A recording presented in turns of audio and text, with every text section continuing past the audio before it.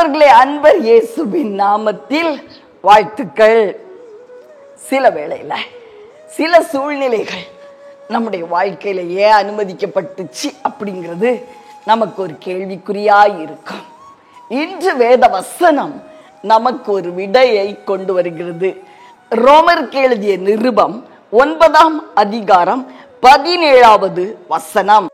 என்னுடைய வல்லமையை உன்னிடத்தில் காண்பிக்கும்படியாகவும் என்னுடைய நாமம் பூமியில் எங்கும் பிரஸ்தாபமாகும் படியாகவும் உன்னை நிலை நிறுத்தினேன். யார நிலை நிறுத்தினாரா? பார்வோனை எதுக்குப்பா நிலை நிறுத்தணும்? அவன் தேவ பிள்ளைகளுக்கு விரோதமான மனுஷனாச்சே. பிரியமானவர்களே, சில வேளைகளில தேவன் நம்முடைய எதிரிகளை நிலைநிறுத்துவாராம். எதுக்கு? அவருடைய வல்லமையான கரத்தின் மகிமைய காட்டுறதுக்கு.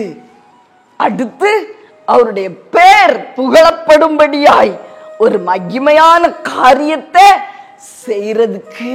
பிரியமானவர்களே, உங்களுடைய வாழ்க்கையிலும் கூட பார்வோன் ஸ்திரமா நிக்கிறானா? எவ்வளவு ஸ்திரமா நிக்கிறான் சிஸ்டர்? என்கிட்ட பிள்ளைங்க சொல்லுவாங்க, அம்மா என்னால் தாங்க முடியலம்மா, பார்வோனுக்கு இவ்வளவு ஸ்திரம். பிரியமானவர்களே, அவன் முற்றிலும் சங்கரிக்கப்படும் பொழுது தேவநாமம் மகிமைப்படும். அவருடைய மகிமை பிரஸ்தாபத்தை அவர் காண்பிப்பேன் என்று உங்களுக்கு வாக்கு கொடுக்கிறார். இன்னைக்கு சந்தேகம்லாம் தீர்ந்து போச்சு இல்ல? ஏன் அவன் நிலை நிற்கிறான், ஸ்ட்ராங்கா இருக்கான் அப்படின்னு அழுதுட்டு இருந்தீங்கல்ல? அவன் முற்றிலும் சங்கரிக்கப்பட போறாங்க பார்வோன். ஆதலால் கவலைப்படாதிருங்கள், உங்களுக்கு ஜெயம், பார்வோனுக்கு அழிவு என்று கர்த்தருடைய ஆவியானவர் சொல்லுகிறார். ஜெபிக்கட்டுமா பிரியமானவர்களே? அன்பின் பரலோக தகப்பனே, அருமையான நல்ல இரட்சகா, பார்வோன் முற்றிலும் சங்கரிக்கப்பட போகிறான். அவன் சங்கரிக்கப்படணும்னா அவன் ஸ்ட்ராங்கா நிக்கணும், தேவனை எதிர்க்கணும், தேவ பிள்ளைகளை எதிர்க்கணும். அப்பா, then comes the judgment. அதற்கு பின்பதாக நியாய தீர்ப்பு உண்டாகும். உங்களுக்கு விரோதமா இருக்கிறவங்களையும் கர்த்தர் ஸ்ட்ராங்கா நிக்க வச்சிருக்காரா? கவலைப்படாதீங்க.